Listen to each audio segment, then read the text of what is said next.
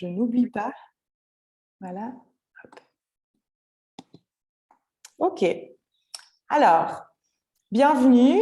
Bonsoir, c'est Véronique. Désolée, je n'ai pas de micro. Pas de problème, pas de problème. Si jamais il y a des questions, vous pouvez aussi les noter dans le chat et puis on essaiera d'y répondre au fur et à mesure ou à la fin.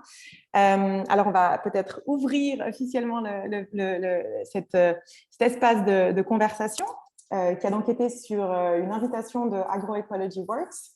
Qu'on a nommé « Apprendre du champ, que peut nous apprendre l'agroécologie sur les dynamiques sociales ».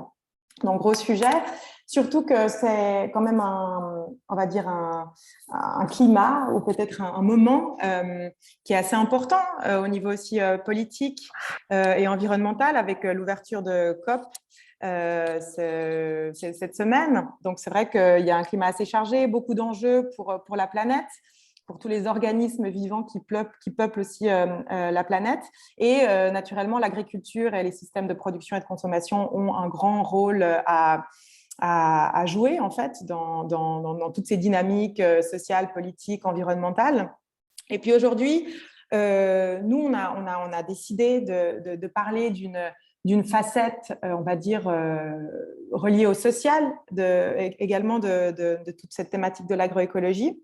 Et on voulait discuter du potentiel de l'agroécologie pour invoquer le changement, notamment le changement social. On en parlera après comment, pourquoi, quels sont les parallèles qu'on peut faire. Et on examinera notamment les champs, les jardins, peut-être également les cuisines, parfois comme des espaces de coopération, de collaboration, de complexité aussi, et puis des lieux, on peut dire, voilà, périphériques aussi, un petit peu d'apprentissage, de pédagogie, d'échange, et aussi de création en fait, de communautés, de par notamment l'aspect, on va dire, très démocratique de la nourriture. Et puis, on reviendra sur deux, on va dire, projets ou case study, comme on dit un peu en anglais, communs, en fait, avec deux contributeurs ou trois contributeurs qui sont, et contributrices qui sont là ce soir. Un en Suisse, avec Pierre-Gilles de Prabonjour, qui est situé… bon, tu vas faire la présentation, on va dire, tout seul. Et puis, Swahil du Domaine Sauvage, qui est au Maroc. Et puis ensuite, Grace Dennis, qui a justement été un peu ce lien, en fait, entre ces deux cas d'études. Grace Dennis, qui est une chercheuse et une artiste américaine, qui a aussi étudié en Suisse et qui a une pratique justement centrée sur les systèmes, on va dire, agroalimentaires et aussi sur l'agroécologie, on va dire, une recherche qui tourne autour de ça. Et puis, peut-être pour faire une petite remise en contexte par rapport à… Moi, je m'appelle Margot Schwab, je suis la directrice et fondatrice de la plateforme d'échange de connaissances autour de l'écologie, les arts et de la nourriture qui s'appelle Food Culture Days, qui est basée à Vevey en Suisse, mais qui a un rayonnement, on va dire, international et qui questionne, on va dire, justement, toutes ces relations aussi du local, global, individuel, collectif, personnel, public, voilà, toutes ces relations dynamiques, on va dire. Et puis, donc, aujourd'hui, cette conversation, elle s'inscrit dans une réflexion, on va dire, plus grande, plus vaste aussi, sur quel est le rôle, en fait, d'un… Ah, Philippe, on va la dire bonjour. Quel est le rôle, en fait, d'un dialogue socialement engagé entre art et science dans le domaine particulièrement, par exemple, de l'agroécologie. Parce que c'est une pratique, en fait, que autant à Food Culture Days qu'également avec Grace Dennis, en fait, on incarne, on va dire, ou on essaye de pousser ou de supporter parce qu'on considère que c'est une approche qui peut être source de synergie et une source de support, on va dire, pour invoquer en fait le changement, pour invoquer des modes de vie qui sont plus durables et responsables dans le futur. Donc voilà, je remercie encore une fois Agroecology Works pour l'invitation. Et vraiment, j'encourage aussi toutes les personnes qui sont là ce soir, mais aussi peut-être qui nous regarderont après coup en rediffusion. C'est vraiment le but, c'est de créer un réseau dans toute la Suisse d'abord, mais ensuite peut-être plus vaste. Peut-être qu'il faut couper les micros peut-être, ouais. Philippe, peut-être couper ton micro. Super. Philippe, est-ce que tu arrives à couper ton micro? Ouais, on va voir. Donc, Philippe Philippe. Ah, voilà, super, super. Voilà. Donc, je vais laisser la parole peut-être aux contributeurs et contributrices de ce soir, avec notamment Swahil du Domaine Sauvage. Est-ce que Swahil, tu peux te situer, ta pratique, peut-être qu'est-ce qui te passionne? Comment est-ce que tu es arrivé peut-être à avoir ce projet de Domaine Sauvage? Je propose qu'on fasse une courte introduction parce qu'ensuite, on va pouvoir parler de nos pratiques plus en profondeur pendant la discussion, mais simplement pour… voilà. D'accord. Ouais, c'est un retour un peu à, je dirais, cette immuable émotion. Enfant, j'ai grandi dans la ferme. Pardon, un instant. J'invite par contre Pascal à couper le micro. Voilà, super. Okay. Pardon, Swahil. J'ai parti après, j'ai vécu dans des grandes cités, dans la ville, j'ai travaillé, etc. Et il y avait toujours cette espèce de chose qui revenait, l'envie d'aller à la campagne de plus en plus souvent, d'aller dans le bois, marcher, et puis de revenir un peu à l'agriculture, en vrai. Et un jour, j'ai pris cette décision. J'ai dit que je vais, c'était motivé aussi par d'autres raisons, mais j'ai dit je vais repartir à nouveau dans l'agriculture et j'ai acquis un terrain. Et j'ai décidé de faire d'abord, le projet, c'était pour faire une huile d'olive, pour que le projet puisse avoir une viabilité, mais c'est une infinité de fruitiers qui ont été plantés, du maraîchage, etc., etc. Voilà. Dans quelle région est-ce que tu te situes? Est-ce que tu pourrais nous expliquer un petit peu? Dans le Haut-Atlas, à 50 km de Marrakech. C'est le début du grand Atlas marocain. Je suis à 850 mètres d'altitude. C'est un terrain volcanique, un terrain extrêmement pauvre. C'est un terrain qui était, je dirais pas en friche, mais qui était tout le temps laissé au pâturage. Et certainement, les derniers arbres qui avaient, ils ont été coupés, je dirais peut-être un siècle ou deux siècles, parce que c'était une terre vraiment pauvre. Et ce qui fait que c'est ça qui est extraordinaire que je vous raconterai, parce que c'est en plantant, en mettant des arbres, des arbustes, et la vie est repartie. Voilà. Rien. Et d'un coup, il y a tout un monde, tout pousse, il y a les animaux. C'est pas merveilleux, je trouve ça complètement incroyable, c'est cette prouesse qu'a la plante, ça veut dire de créer du vivant. Et ça, on ne regarde jamais assez parce que c'est autour de nous. Et quand on est un peu témoin, privilégié, ce que j'étais, sur une terre aride, dure, on dirait qu'il n'y a rien qui va pousser. Voilà, avec très peu d'eau. C'est super de ce soir pouvoir en fait avoir cette perspective, justement parce qu'on disait c'est chouette de pouvoir avoir la Suisse et puis le Maroc aussi, pour voir aussi les parallèles, les ressemblances, oui, en fait, les ressemblances aussi entre une pratique qui est celle de l'agroécologie dans différents terrains, avec les mêmes valeurs, les mêmes pratiques, on va dire, mais ensuite qui s'adaptent, on va dire cette notion d'adaptabilité aussi, je pense, c'est importante dans l'agroécologie. On est dans une réalité qui est, c'est parce qu'on fait un parallèle avec, par exemple, la Suisse, où vous êtes, et heureusement, très très loin de cette réalité. Moi, quand j'ai commencé, on est déjà dans un stress hydrique qui est très très important. C'était aussi ma volonté, c'était inviter les gens, parce que c'est pas, ça ne va pas s'arrêter tout seul, parce qu'ici, il y a toujours l'idée que demain, ça changera, que demain, il pleuvra à nouveau, comme il y a 60 ans. Alors qu'on sait, toutes les études le confirment, c'est fini. C'est-à-dire, en tout cas pour le temps présent, et je ne sais pour combien de décennies, voire peut-être de siècles, ce qui fait qu'une invitation pour essayer de freiner un peu ce phénomène, moins planter. Plantons ce qu'on peut. Et l'invitation, c'était aussi une démonstration dans cet endroit où il y a 360 hectares nus. On disait, si on commençait à mettre chacun un petit peu. Voilà. 10 arbres, 11 arbres, 1000 arbres. Chacun met ce qu'il peut, etc. Et on peut reboiser, parce que j'ai toujours eu en mémoire le sud de l'Espagne que j'ai connu, notamment l'Andalousie, où une grande part, il n'y avait pas réellement d'oliviers, et c'est venu petit à petit. Et maintenant, vous pouvez rouler sur 100 km sur une terre blanche qui était vraiment, il n'y avait rien du caillou, et ben, c'est tout planté d'oliviers. Et je me disais qu'on pourrait, même à une petite échelle, essayer de reproduire quelque chose déjà là, comme un peu un projet témoin, et promouvoir après ce qu'on a fait d'ailleurs avec la direction régionale de l'agriculture. On a planté à peu près 80 hectares. Et c'est en faisant, je pense, que les gens, c'est comme ça qu'on éveille, si tu veux, les consciences à autre chose. Voilà.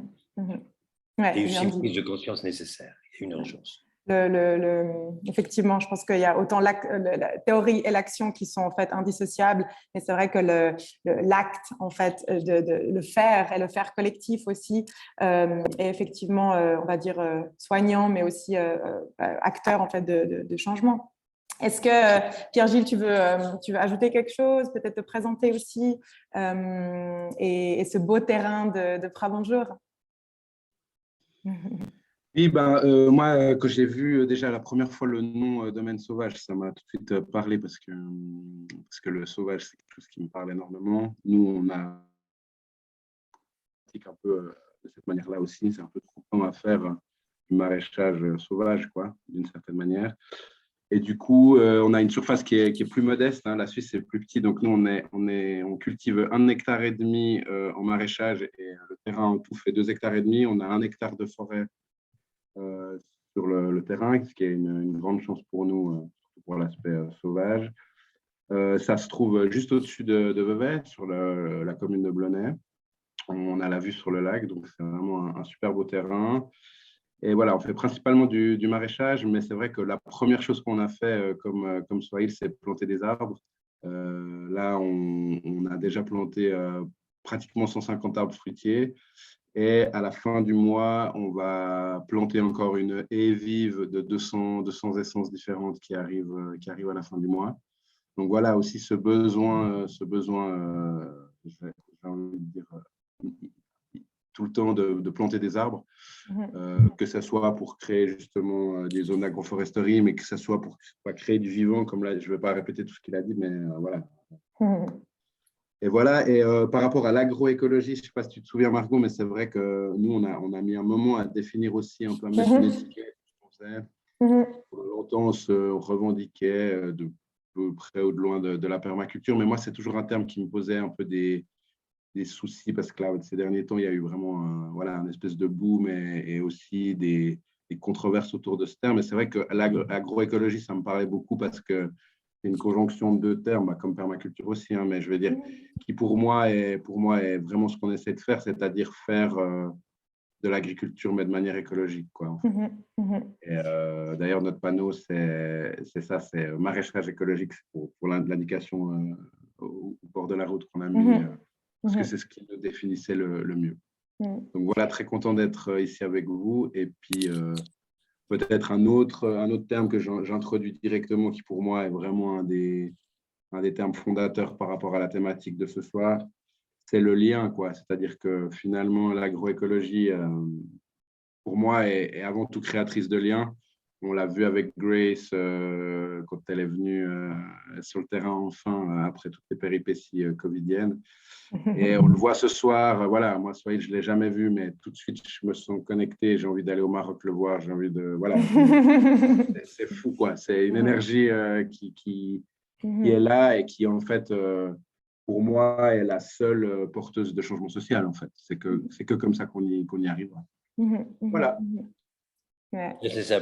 C'est quelqu'un, je ne me rappelle pas comment il s'appelle, mais il parlait d'agriculture d'amour.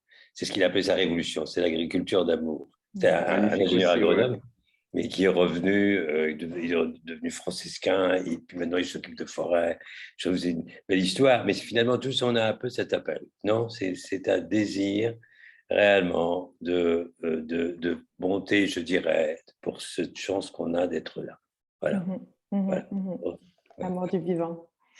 Et en parlant d'amour, est-ce qu'on présenterait Grace Dennis? Oui. Notre non, la Grace Dennis, c'est donc une artiste avec qui aussi on a travaillé tous en fait à travers Culture Days ou Domaine Sauvage ou Prabonjour. Est-ce que tu pourrais présenter ta pratique, comment est-ce que tu es arrivé justement à ces pratiques, à ces recherches et comment est-ce que ça s'inscrit en fait dans un contexte plus général, on va dire des pratiques artistiques? Micro. Oui. Et bonjour, merci tous pour venir. Et, mon français, c'est pas le meilleur, mais je vais essayer. Et si I speak a little English here and there, it's Parfait. okay. So, j'ai pensé en réfléchissant de ce projet ou cette conversation, je pensais beaucoup à le lien. Et c'est marrant que tu disais ça parce que j'ai écrit c'est comment rendre la visibilité entre le lien entre l'art et la science. Et ça, c'est quelque chose qui est vraiment le nucléus de mon recherche. Je pense que l'art, parfois, c'est un peu insulaire. Et j'ai vu, il y a beaucoup de parallèles entre l'art et le science, spécifiquement l'agroécologie. Et je veux illuminate cette parallèle. Et c'est pour ça que j'ai commencé de travailler dans le domaine de l'agroécologie et permaculture. Pardon. J'apprends aussi l'espagnol maintenant, donc je suis tellement partout. Et donc, j'ai commencé avec un projet qui s'appelle Oral. Et c'est un projet qui imagine...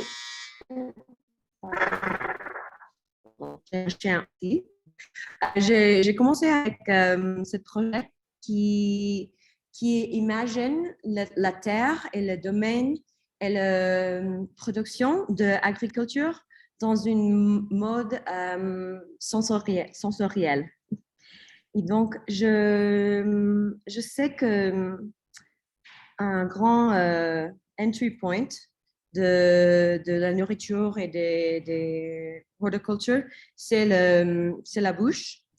Et je pensais beaucoup en comment on peut digérer dans une autre façon. Et je sais que le corps, c'est notre première utile pour digérer. Et j'ai pensé à le sensibilité sonore. Et donc, avec ça, j'ai commencé une recherche et j'étais tellement curieuse comment on peut apprendre de la terre par écouter. Et donc, j'ai eu la chance de travailler avec nous deux et collaborer dans le terrain et apprendre plus de l'agroécologie et aussi le sauvage ou le wilding. Les deux terrains sont le plus... ça m'a touché le plus parce qu'il y a un esprit dedans.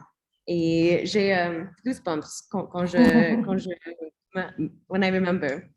Et ça c'était tellement spécial. J'ai jamais vu, j'ai visité des autres fermes, et je ne peux pas sentir les choses qui poussent là-bas. Et je peux pas dire directement c'est ça ou c'est ça, mais c'est un système qui est là. Et ce système me touchait beaucoup et je suis tellement curieuse comment on peut traduire ou présenter ce système non visible et ou pas forcément seulement visible. Et, oui.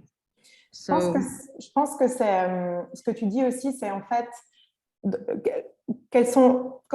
comment visibiliser les choses aussi. C'est comment dans le champ aussi, tous ces organismes, tous ces liens, tous ces relations en fait, comment est-ce qu'on peut leur donner une voix ou comment est-ce qu'on peut les visibiliser. Et c'est là où moi, je pense que justement les pratiques artistiques ont, on va dire, cette force. C'est d'une part, et c'est ce qu'on pousse aussi beaucoup avec Food Culture Day, c'est d'une part des recherches sur le terrain qui sont basées sur la durée. En fait, c'est des projets qui sont basés sur la durée. Et cette notion de durée, c'est quelque chose qui est autant présente dans ta recherche, Grace, que dans la pratique domaine sauvage ou de Prabonjour, qui est en fait déjà, qui passe par l'observation, qui passe par l'écoute.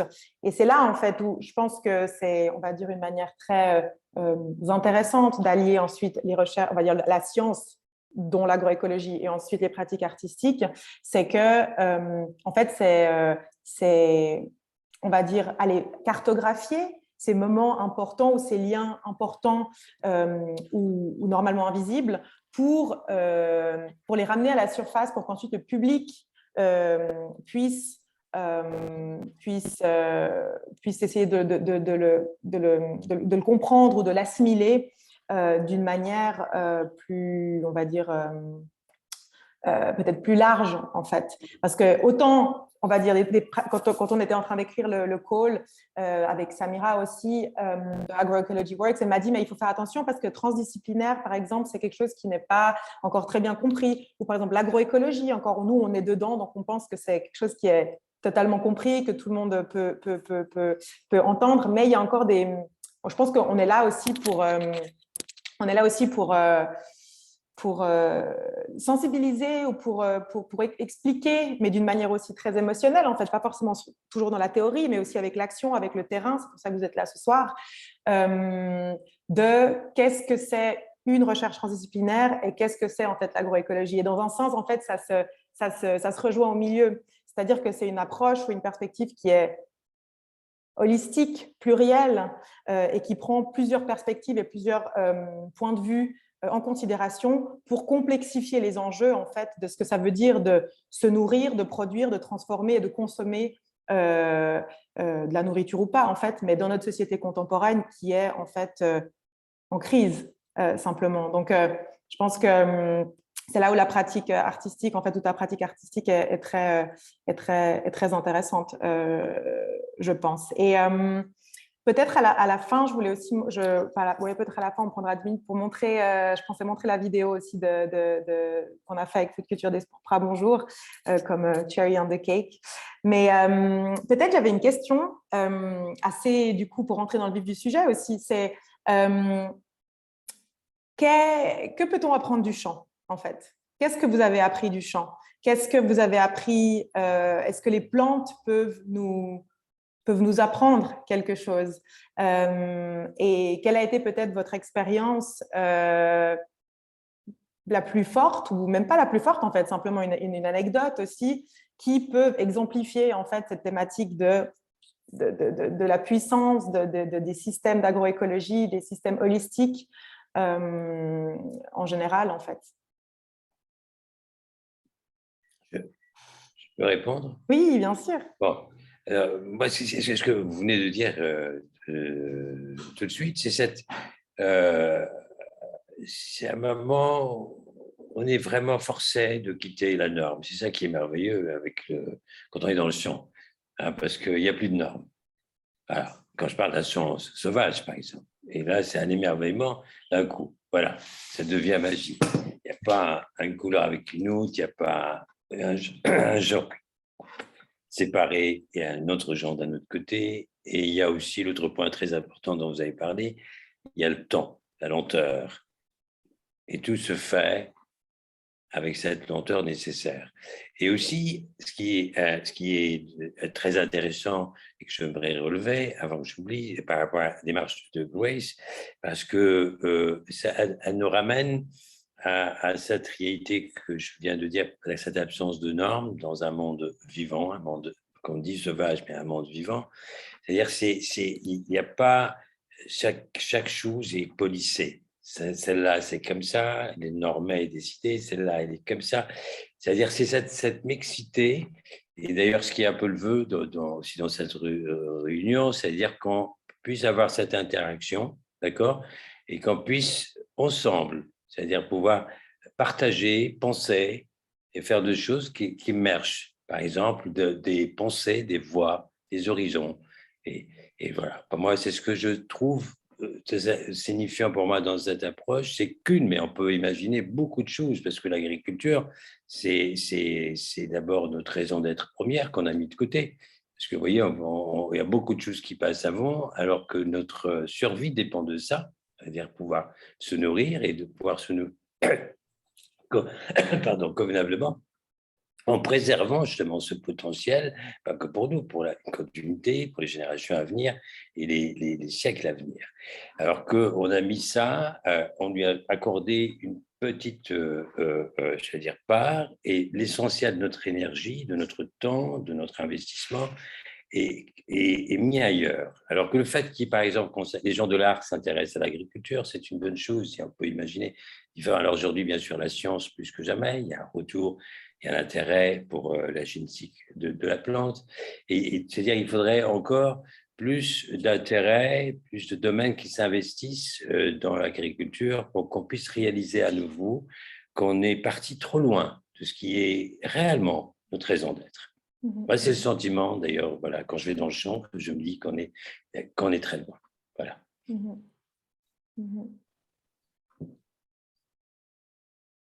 Moi, je dirais juste, la première chose que ça m'a appris, c'est déjà l'humilité. Parce que c'est ce que je dis aussi souvent, c'est que finalement, les plantes, elles font tout le travail, quoi. Nous, on les accompagne. Et quand il y a un truc qui ne marche pas, c'est rarement de la faute des plantes, mais c'est souvent de notre faute à nous. Et en fait, on se rend compte à quel point en fait, on n'est pas grand-chose, quoi, dans cette nature et dans ce vivant et dans ce sauvage. Et puis ensuite, moi, ce qui m'a vraiment complètement changé et transformé, je pense vraiment à jamais, c'est le fait d'être dehors tout le temps, en fait, et de côtoyer de nouveau ce vivant à travers les saisons. Et ça, c'est vrai que moi qui avait passé 4 ans et demi dans un bureau presque, voilà, à travailler dans un bureau, quoi, jusqu'à l'année passée, ça m'a complètement fait un switch de me dire aussi, waouh, comment j'ai pu et ça revient aussi de nouveau un peu avec ce que dit Swale, comment j'ai pu rester si loin de ça si longtemps, alors qu'en fait, quand on y est, on se rend compte que ça remplit tellement, quoi. Enfin, je me suis jamais senti, pardon pour la redondance de ce terme, mais je me suis jamais senti aussi vivant que depuis que je travaille dehors, quoi, en fait. Déjà rien que ça. Et puis après, tout l'accompagnement, justement, des plantes, des animaux, de voir, voilà, retrouver ce rythme aussi des saisons. Là, je disais il n'y a pas longtemps, voilà, le fait qu'il fasse nuit maintenant tôt et qu'il fasse jour plus tard, ça remet un rythme naturel qui est plus soft que des journées de 14 heures qu'on faisait il y a encore 2 ou 3 mois. Et voilà, toute cette réalité qu'à mon avis, on a complètement dans la société de manière générale, mais on n'y peut rien parce qu'on est pris dans des trucs dont on n'a plus du tout conscience. En tout cas, moi, j'en avais plus du tout conscience. Et c'est vrai que c'est ce que ça m'a appris le plus, de pouvoir retrouver ce lien au réel, au vivant, quoi, au cycle. Voilà.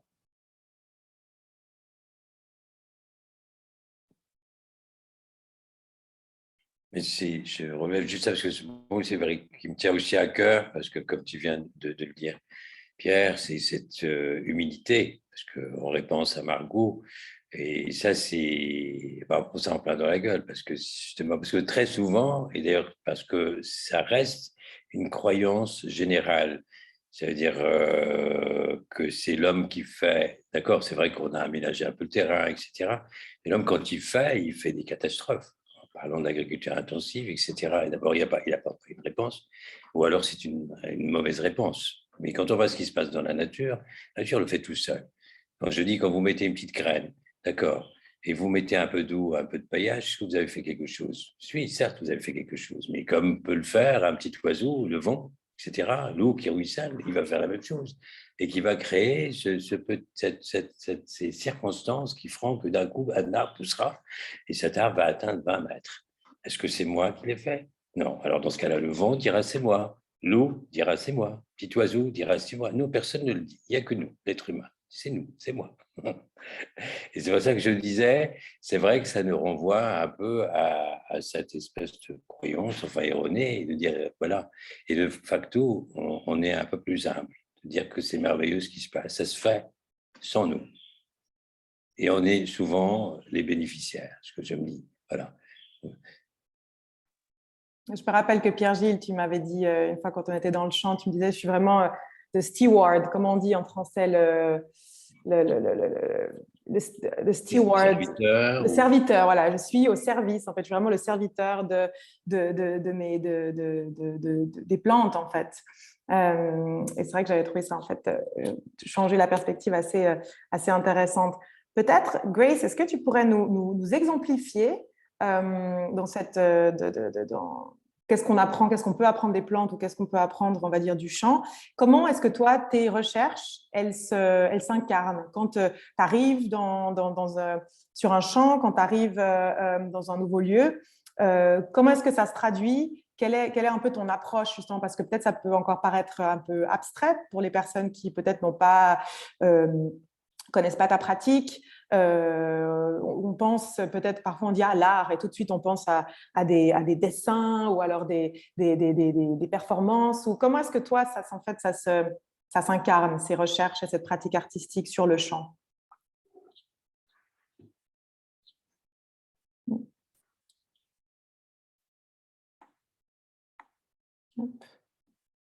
Ah, on a perdu. Ah, yeah, maintenant. Oui, maintenant, tu avais perdu. I lost you for the dernière minute de your question, pardon. But before, maybe could I just, je veux juste dire que oui. En pensant de cette question que tu as posée à Sohail et Pierre-Gilles, j'ai pensé que dans ce deux contextes, la chose que j'ai appris de ces deux champs, que c'était la synergie. J'ai vu vraiment une collaboration avec la nature qui était vraiment puissant. Et ce n'était pas un power over nature, mais vraiment un lien ou un horizontality qui était vraiment impressionnante. Et ça m'a pensé beaucoup à la resilience et dans les deux côtés, le terrain et la personne qui marche, qui travaille avec le terrain. Et c'était vraiment un moment où j'ai compris la complexité de cette collaboration. Et ça, c'est juste une petite chose à dire. Can you repeat your question? Oui. Non, mais en fait, tu as répondu, mais après, je me disais, concrètement, quand tu arrives sur un champ ou dans un nouveau lieu, qu'est-ce que ça représente pour toi, en fait, la recherche dans un champ? Et comment est-ce que ce champ, en fait, t'apprend? J'ai l'impression qu'il y a quand même une notion d'écoute d'abord qui est très important, et ta pratique orale, elle est aussi basée sur en fait l'enregistrement de sons de cultivation et de sons qui sont le paysage en fait alimentaire, les enregistrements sonores des paysages alimentaires dans différents lieux pour ensuite les incorporer dans un repas. Donc, j'ai l'impression que cette notion d'écoute, en fait, est très importante dans ta pratique. Est-ce que tu peux nous expliquer, en fait, quels sont peut-être les autres points de ta pratique qui sont importantes? Qu'est-ce que tu fais quand tu arrives justement dans un nouveau lieu? Est-ce que tu as quelque chose en tête déjà ou est-ce que tu laisses, on va dire, le lieu parler ou... Quand j'arrive, j'arrive un peu vide, pas comme un sens négatif, mais vide pour remplir, pour vraiment écouter et apprendre qu'est-ce qui va le terrain va présenter. Donc,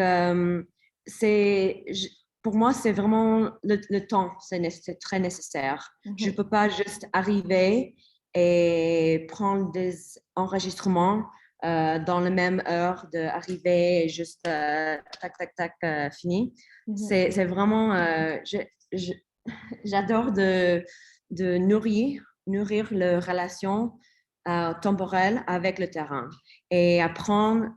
Je pense beaucoup que chaque terrain a son propre temporality. Et donc, je pense que pour moi, c'est important de calibrate to la temporalité de ce terrain et de comprendre juste, même si le micro-saison dans how do you say weeds, mauvaises herbes, ça c'est tellement intéressant pour moi. Dans le repas de Food Culture Days, avec Bravo Bonjour, j'ai utilisé beaucoup de choses qui poussent sauvagement. Et je pense que ça, c'est tellement important pour moi de venir dans la sensibilité de le terrain. Et normalement, je marche, je promène et je suis a current. Le courant, le rythme. Oui, un courant qui me tire. Et oui. C'est là où justement il y a quand même aussi une grande parallèle avec les agriculteurs, on va dire, parce que c'est vraiment cette notion d'être là pour le champ, en fait, qui ressort.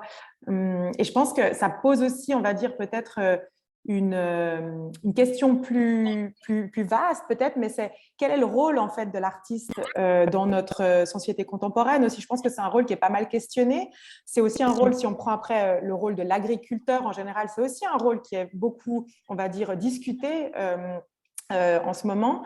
Et je trouve intéressant justement que ces deux rôles, en fait, qu'il y ait des parallèles. Je pense que, en tout cas, nous, ce qu'on essaie de soutenir avec Food Culture Days, c'est des artistes qui sont des chercheurs, en fait, qui sont des chercheurs sur le terrain et qui sont aussi dans une approche qui est justement étendue, une durée qui est plus étendue, qui est une pratique qui est sur le terrain de recherche, qui est une pratique qui est basée sur la localité aussi, et qui est basée sur regarder, écouter qu'est-ce qu'il y a autour du champ, pas seulement dans le champ, mais aussi qu'est-ce qu'il y a autour du champ. Et ça, c'est peut-être aussi important, effectivement, de le souligner. Pour nous, pour moi, il n'y a pas un art ou une pratique artistique, mais il y a quelque chose de très pluriel, art avec un S. Et il y a l'art qui est très basé sur l'esthétique. Nous, on est plus intéressés sur des pratiques artistiques qui sont vraiment socialement engagées et qui sont basées sur des recherches et des recherches de liens aussi, comme vous l'avez dit. Je pense qu'effectivement, et on est là pour peut-être témoigner en fait de cette possibilité ou ces potentialités qui sont infinies entre différents domaines en fait, avec justement ce thème ou cet élément principal qui est la nourriture ou l'agriculture ou l'alimentation, on va dire. C'est quelque chose où tellement de pratiques sont autour, on peut parler de tellement de choses différentes. On peut parler de genre, on peut parler de dynamique sociale, on peut parler de ressources, on peut parler de biodiversité, on peut parler de relations de pouvoir. Et c'est vrai que moi, quelque chose qui m'a toujours beaucoup enthousiasmée quand je suis sur le terrain, c'est en fait cette biodiversité, on va dire, et cette il n'y a pas vraiment c'est rhizomatique en fait d'une certaine manière en fait, et d'observer qu'il y a de la place pour tout le monde en fait. C'est pas cette pensée binaire en fait entre la pratique, la théorie ou le global ou le local ou l'individuel ou le personnel. C'est qu'en fait tout ça c'est qu'un. Et ça c'est quelque chose que je remarque aussi beaucoup sur le terrain, dans le champ, dans les différentes personnes que je rencontre. Ouais, effectivement, peut-être encourager aussi. Je trouve que l'agroécologie encourage beaucoup cette pensée holistique en général. Et je pense qu'on a vraiment l'habitude de souvent penser en noir ou blanc, oui et non. Et c'est vraiment un effort considérable d'essayer de ne pas tomber sans soit l'un, soit l'autre, en fait, dans différentes conversations avec des amis, avec la famille, avec des artistes, avec des partenaires. Il ça peut être les deux parfois aussi, ou ça peut être plusieurs choses en même temps. Être unique, je disais ce matin aussi, être unique, c'est être multiple en fait. Et ça, j'ai l'impression que ça c'est quelque chose, une belle leçon du chant en tout cas.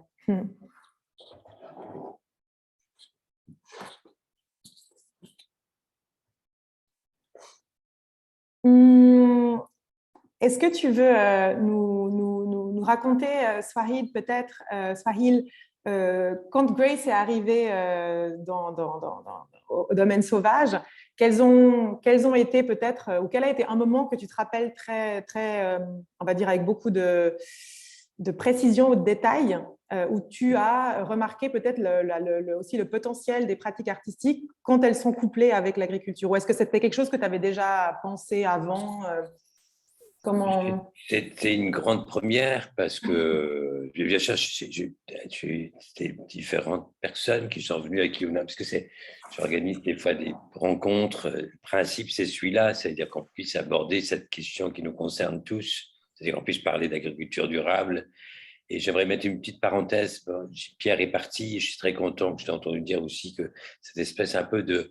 C'est à toi, Pierre, que je disais ça, parlant de permaculture, je fais cette parenthèse. Moi aussi, je ne veux plus utiliser ce mot, et c'est triste, j'aime beaucoup la philosophie et l'esprit. Ça, c'est juste, je dirais, on est encore à quelque chose d'embryonnaire, de ce qui peut être une pensée, par exemple philosophique, parlant d'agroécologie, d'agriculture, etc.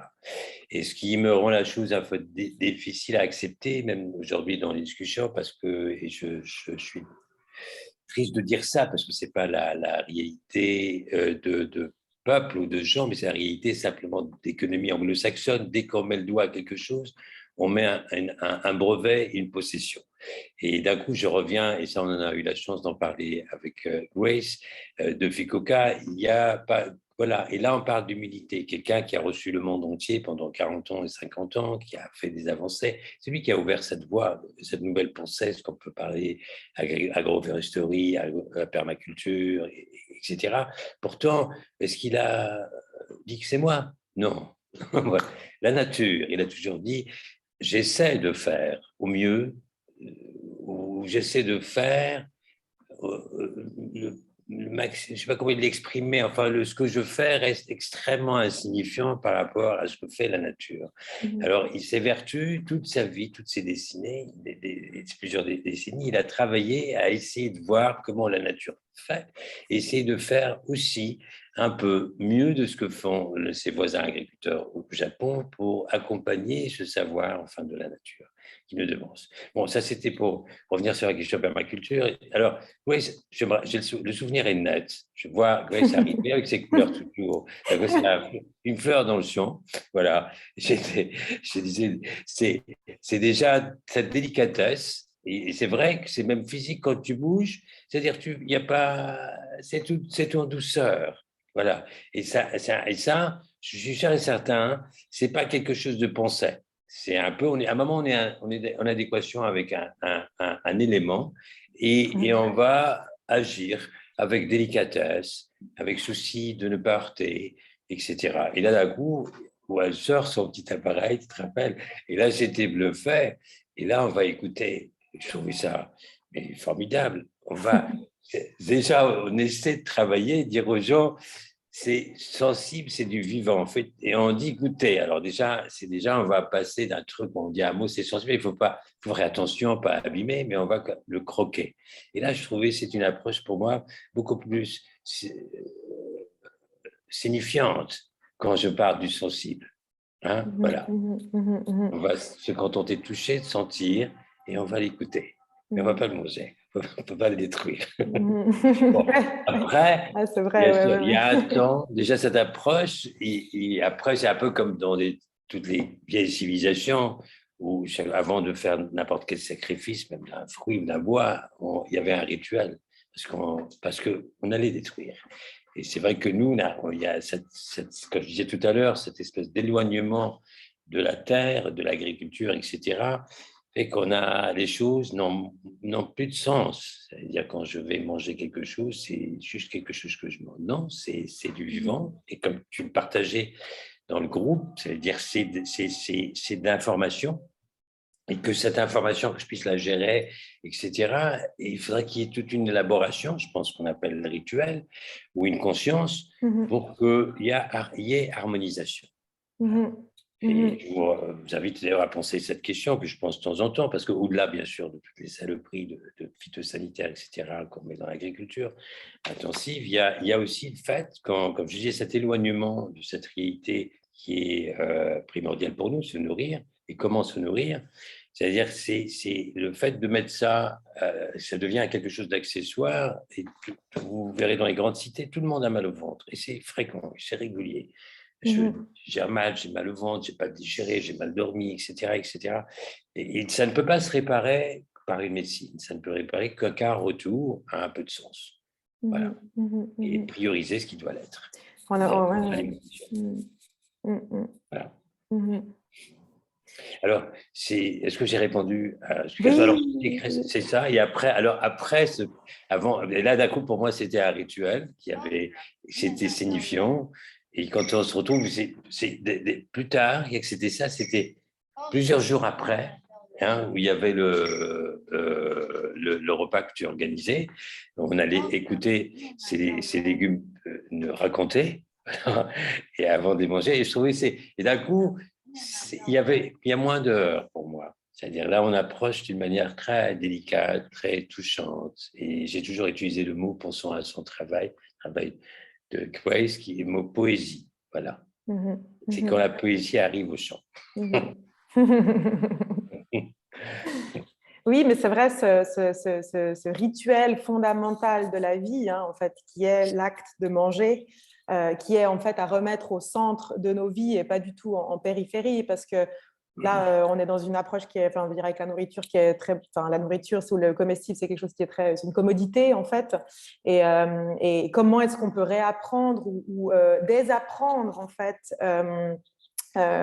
ces rythmes en fait qui sont plutôt basés dans on va dire, dans la commodification en fait de notre alimentation et effectivement à travers des gestes, on va dire, ou des attentions, remettre les choses à leur place. Remettre un ordre des choses, à mon avis, parce que aujourd'hui, on s'alimente et ça ne range pas justement le mieux. Parlons d'agriculture, c'est-à-dire une attention un peu plus juste quand on parle de la terre, du vivant, du monde végétal. Parce qu'aujourd'hui, les gens, quand ils s'alimentent, c'est comme quand on a mal à la tête et on prend un cachet. C'est-à-dire on a faim, c'est une douleur. On jette un truc dans l'estomac pour calmer la douleur. Et ça, c'est ce qui est massif. Par exemple, si on parle aujourd'hui de la Chine ou de l'Inde, qui ont une croissance importante, il y a beaucoup de travail, les gens maintenant de nouveau, ils s'enrichissent, etc. Il n'y a pas le temps pour manger. Alors, c'est des pays que, jusqu'à encore maintenant, et rappelez-vous, on en parle aujourd'hui, il y aura ça deviendra aussi, comme on a fait en Occident, un peu accessoire. Alors, on garde le plaisir, bien sûr, on peut faire ça un dîner de temps en temps, un dimanche quand il y a des familles encore nombreuses, etc. Mais beaucoup de gens, aujourd'hui, moi je me rappelle dans les capitales, vivant seuls ou à deux, ou même des fois avec un enfant, et des adultes que j'ai connus me racontaient qu'ils ont vécu toute leur vie, c'était des trucs qu'on sortait du congélateur et qu'on mettait dans le micro-ondes. C'est-à-dire, il n'y a jamais eu de cuisine, sauf exception. Et quelqu'un m'a raconté, c'était quand on cuisinait, c'était maman quand elle cuisinait, elle faisait un poulet à la casserole. C'est la seule fois qu'elle cuisinait et c'est le seul plat qu'elle a connu. Voilà. Et c'est quelque chose qu'il faut réellement penser à aborder parce que c'est une réalité massive aujourd'hui.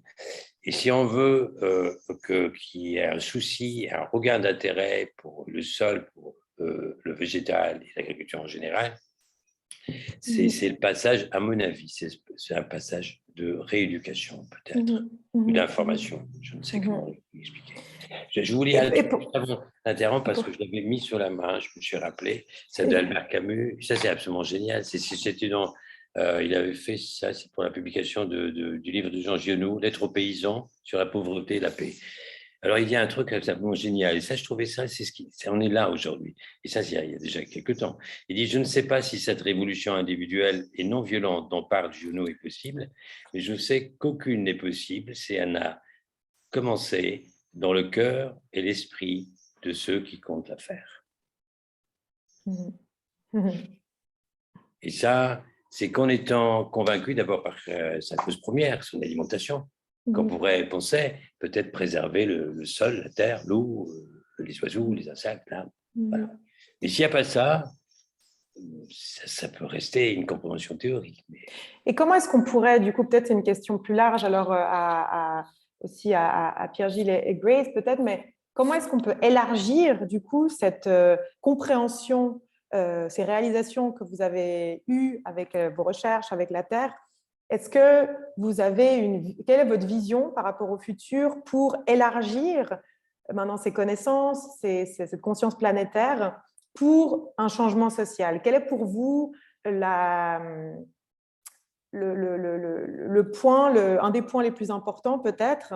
Et comment est-ce que vous, au-delà on va dire de la pratique par exemple d'agriculture, comment est-ce que vous le mettez en place dans la vie de tous les jours ou peut-être dans une volonté future?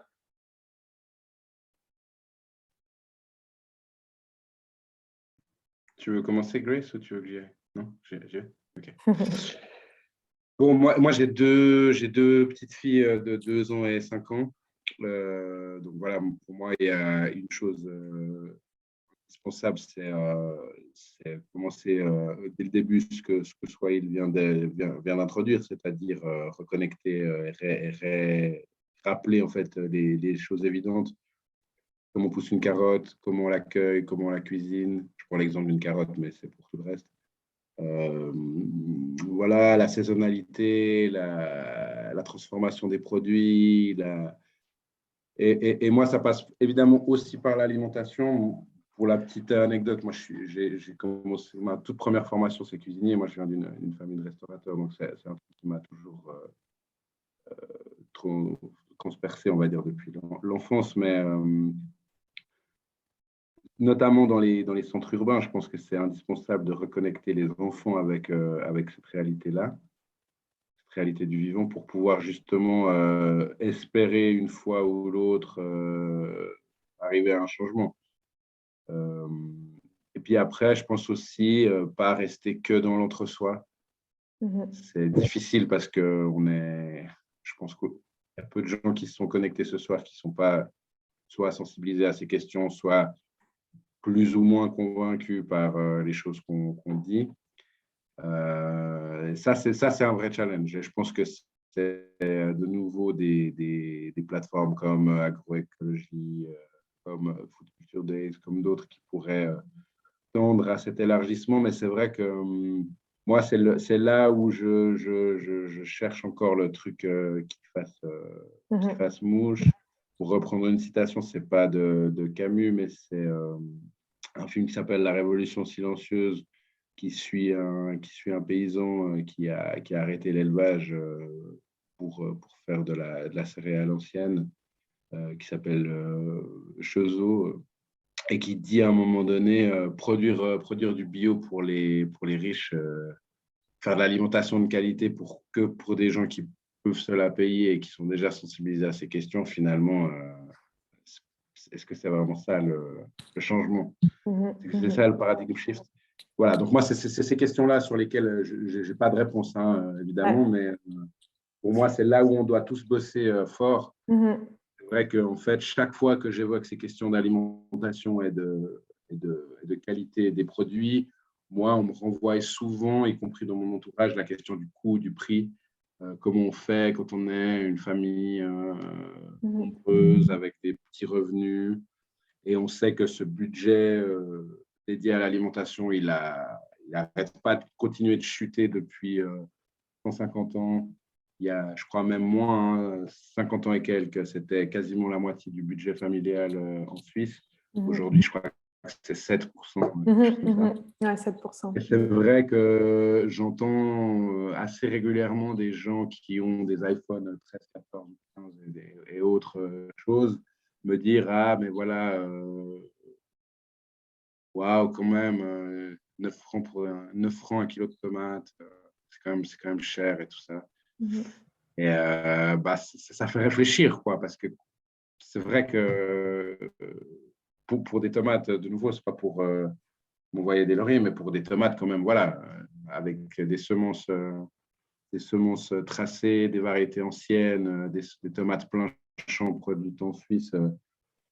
Voilà, je veux dire, à un moment donné, où on met le curseur, quoi. Et voilà, pour moi, c'est ça tous les challenges qu'il y a pour l'élargissement dont tu parlais. Et malheureusement, je n'ai pas la solution miracle. Mais voilà, je pense que c'est sur toutes ces choses qu'on doit encore tous beaucoup travailler. Et merci Agroécologie de nous permettre d'évoquer ces questions. La question de la valeur qu'on donne, parce que c'est ça au final, c'est pas vraiment le prix en fait, c'est la valeur qu'on donne à… Exactement, oui, Donc, oui, exactement. Ouais. La valeur, l'importance, et puis moi, ce qu'il a dit Souhail, c'est fondamental. Enfin, l'acte de cuisiner, c'est devenu un truc… c'est devenu, et comme tu dis, c'est le dimanche, quand on reçoit des gens, alors là, on va cuisiner toujours le même plat qu'on connaît, souvent à base de viande. Voilà. Alors que, et je m'excuse de toujours me référer à toi, Souhail, mais ce qu'il disait au tout début, c'est qu'en fait, c'est en nous depuis… Enfin, l'acte de cuisiner, ce que je dis toujours, hein, parce que les gens, vu mon passif, ils me disent toujours « Ah, mais pour toi, c'est facile, tu as appris ça, etc. » Mais en fait, on a absolument tous en nous cet instinct de cuisine. Moi, j'en suis convaincu. Au même titre qu'on a tous cet instinct de faire pousser des trucs, quoi. Alors après, on a plus ou moins d'intérêt, on met plus ou moins d'énergie là-dedans et on met plus ou moins de valeur là-dedans. Et voilà. C'est ça que je voulais dire. Voilà. Pardon, c'est pas très… Non, au contraire, je pense qu'on est on parle de changement social et le changement social, il faut qu'il soit, enfin, s'il n'est pas accessible on va dire, ceux qui sont moins, on va dire, privilégiés, c'est ni radical ni révolutionnaire. Donc, c'est la question, en fait, c'est la grande question et je pense que peut-être que ça arrive par certaines sphères, mais c'est comme tout changement, on va dire, ça arrive par certaines sphères. Et ensuite, on espère que ça se démocratise ou que ça se… Et je pense qu'on est tous dans cette réflexion, en tout cas, où on devrait l'être, en tout cas. Mais encore une fois, je pense que c'est quelque chose qui est à insérer dans on va dire, une compréhension plus large de toutes ces thématiques, on va dire, alimentaires. Et bien sûr que les consommations, on va dire, individuelles ou les habitudes individuelles sont extrêmement importantes, mais que les changements systémiques le sont encore plus. Donc, c'est un appel aussi à donner de la valeur à justement l'éducation, la cuisine pour les enfants, la cuisine intuitive, amener les enfants, amener les gens dans les champs. Ça, c'est clair que ça doit… et puis, bon, après, tous les changements aussi politiques, on va dire, et géopolitiques qui doivent se passer, mais voilà, quoi, effectivement, ça fait un appel pour les politiques pour le plus haut. Je vais juste peut-être, on a 3 petites minutes qui restent, juste pour donner un petit peu un time frame. Et puis, je voulais quand même après proposer aux personnes qui sont encore là de poser des questions, si ça va pour vous. Est-ce que, Grace, tu voulais rajouter quelque chose par rapport à ce qui s'est dit? Ouais, et puis après, comme ça, on peut passer à la tournée de questions. Oui, je voulais juste ajouter une petite pensée que ça me retrouve. C'est le concept du interaction de Karen Barad. Et c'est vraiment un remplacement pour le mot interaction en anglais, et c'est intra-action.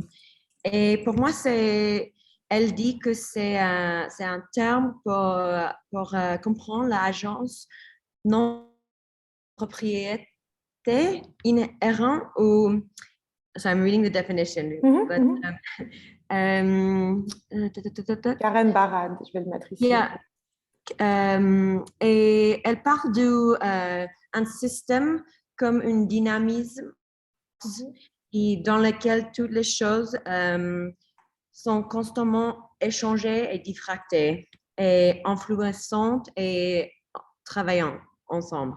Et pour moi, cette métaphore, c'est vraiment quelque chose que je pense a un lien avec notre travail, tous nous quatre, mais aussi l'agroécologie. C'est vraiment un modèle interactif. Et je voulais juste parler de et dire merci à tous pour venir et pour parler plus de notre travail ensemble et aussi de continuer de nourrir cet lien entre. Je pense que ça, c'est vraiment important. Et de l'expérience quand même aussi du réel, non? Parce que là, bon, c'est Zoom, on essaie de comprendre les pratiques des uns et des autres, mais l'expérience du vivant, l'expérience du réel, il n'y a quand même rien qui le remplace. Donc, on vous invite à aller visiter le champ de Pierre-Gilles, à aller visiter Domaine Sauvage et à venir nous visiter aussi à Culture Days dans nos différents événements. Merci à tout le monde d'avoir été ici. Est-ce qu'il y a des questions peut-être que quelqu'un voudrait poser à nos invités? À voir. Super, des gens qui partagent des liens. Super, super, super. Je vais peut-être faire un petit… Le film des artisans de la transition est vraiment super. Ouais. Anne, tout ce qu'elle a partagé, d'ailleurs, c'est vraiment tout super. Chouette, ouais. J'ai regardé le chat aussi, ouais. Ouais, le chat qui a plein de choses super. Oui, et on a, je pense que c'était Anne qui a parlé de le projet Sounding Soil. Et on avait la chance de microphone pour écouter la terre de Brabant-Jour pour le projet. Donc, c'était vraiment… Et ça, c'est important à dire. Ouais. C'était incroyable. Ouais, c'est important à dire quand même que ça aussi, dans le sens que les technologies qui nous permettent d'écouter les sols, ça fait aussi partie de la science en fait. Ce sont des technologies qu'on n'avait peut-être pas il y a 5-10 ans. Et en fait, plus les technologies évoluent, plus ça nous permet d'avoir un regard sur la nature, sur les systèmes naturels, sur nous-mêmes en fait, le micro qui est poussé en fait. Donc c'est pour ça aussi que ce dialogue entre l'art et la science, il réside aussi dans les outils qu'on utilise pour avoir un regard sur en fait la nature ou nous-mêmes. Et ça, c'est vrai que parfois on l'oublie aussi que ça dépend de voilà les microphones que Grace utilise aussi, des microphones pour aller dans l'eau, des microphones pour aller dans la terre. C'est des choses qui sont nouvelles en fait et qu'on essaye de visibiliser, d'ouvrir, de partager. Voilà. Est-ce que je peux dire un petit mot avant de terminer? Oui, bien sûr. À Pierre, parce que souvent, on confronte cette même réalité tous, parce que moi je fais aussi, je fais un peu de maraîchage, mais c'était vraiment l'idée, c'est de descendre au cœur de la cité, à la rencontre des gens. C'était ma petite participation à mon échelle pour sensibiliser les gens sur la nécessité d'une agriculture durable, de préservation des ressources d'eau notamment, qui sont très très rares dans ce secteur. Et justement, très souvent, il y a ça, on me disait que c'est trop cher, le bio c'est trop cher. Et je dis que c'est ce qui nous coûte réellement, et à tous, et ça a un coût très très cher, et ça on le sait maintenant. Il faut arrêter de raconter des histoires. C'est l'autre agriculture. Une tomate pas chère, ça a un coût beaucoup plus cher à moyen et long terme. Et ça maintenant, c'est-à-dire, sauf par égoïsme, si on ne veut pas voir, mais est-ce qu'on n'a pas assez détruit les sols? Est-ce qu'on n'a pas assez pollué les nappes? Est-ce qu'on n'a pas assez diversifié tous les villages? On n'a pas assez anéanti la petite agriculture? Oui, et on dit que les tomates à 8 francs suisses, c'est cher. Ouais, et je compléterai juste parce que… Avec un coût colossal, une tomate à 2-3 francs. Totalement. Surtout qu'en plus, on prend toujours le prix au kilo, mais qu'on n'analyse jamais la qualité. C'est-à-dire qu'un kilo de tomates industrielles ne va pas te nourrir, ne va pas te donner du plaisir, ne va pas créer du lien, remplir ton estomac de la même manière qu'une tomate de qualité. Et ça, c'est jamais pris dans les statistiques. C'est-à-dire que même dans les rendements, d'ailleurs, dans les rendements. C'est pris dans la poche de celui qui dit, parce que c'est un coût de subvention. Et comme je le disais, et toutes les pollutions générées qui vont avoir aussi un coût beaucoup plus lourd. Qui s'occupe de ça? C'est la collectivité. Et la collectivité, c'est son argent, c'est ses deniers publics qui vont s'occuper de ça. C'est pour ça que je dis aux gens, soyez raisonnables, parce que maintenant, on sait. Ce qui fait qu'au lieu d'acheter en promotion 1 kilo de tomates et dont je finirai par jeter la moitié parce qu'ils ou ils sont pas bonnes ou parce que j'en ai trop mangé, je préfère acheter deux tomates et les manger. Et d'un coup, le rapport est beaucoup plus intéressant et une démarche beaucoup plus intelligente et durable. Voilà. Ouais, non, absolument, absolument. Et je pense qu'il n'y a rien qui nous transforme mieux que l'expérience et le goût. C'est là où aussi il y a cette force, en fait. C'est que le goût, c'est aussi quelque chose qui est en soi très puissant. Ça, voilà. tu as raison, Margot, mais une invitation surtout à prendre nos responsabilités. Cela suffit. On est tous responsables. Et à pas penser, à être généreux, non, dans cette prendre aussi tout le monde, on va dire, accompagner, prendre tout le monde avec. Ok, si c'est sur ces mots stimulants, généreux, je vous propose de terminer ici cette conversation. Je vous propose de continuer la conversation avec le programme de Agroecology Works qui a encore lieu demain et après-demain, il me semble. Et voilà, restons curieux. Sauvageons-nous, comment on dit, sauvageons-nous. Aimons-nous. Voilà, nous, vous, et voilà, supportons. Et bonne aventure. Voilà. Merci à tous. Merci et à tous. Merci. Merci. À bientôt. À bientôt. Ciao. Bon, peut-être, est-ce qu'on arrive à rester 5 minutes, juste les 4 contributeurs, ou tu peux pas, Pierre, pour vous dire merci. Aller récupérer les filles, ouais, malheureusement. Okay, mais oui, 3 minutes et demie, je reste. Ouais, mais je veux dire, je peux pas malheureusement. Non, c'était juste pour vous dire merci. Ah oui, non, bien sûr. Ouais. Merci à toi, comme d'hab, hein, pour la connexion, quoi, pour tout ça, quoi. Ouais, non, avec plaisir. Puis restons en contact avec le réseau Agroecology Works, aussi avec Samir. Maintenant, je vais le faire. Ouais, on va et créer. Ismaël, si tu passes en Europe d'une manière ou d'une autre, welcome. Hein. Avec plaisir. Je ne te répète pas, tu sais déjà. Mais... Je vous ai postulé pour une fondation en Suisse. Ok, mais on n'a pas été super. sélectionné. Peut-être l'année prochaine.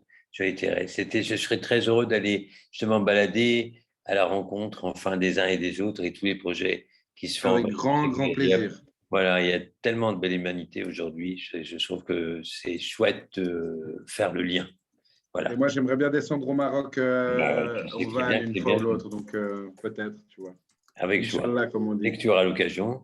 Oui, nous aussi. Et moi aussi, je veux. Voilà.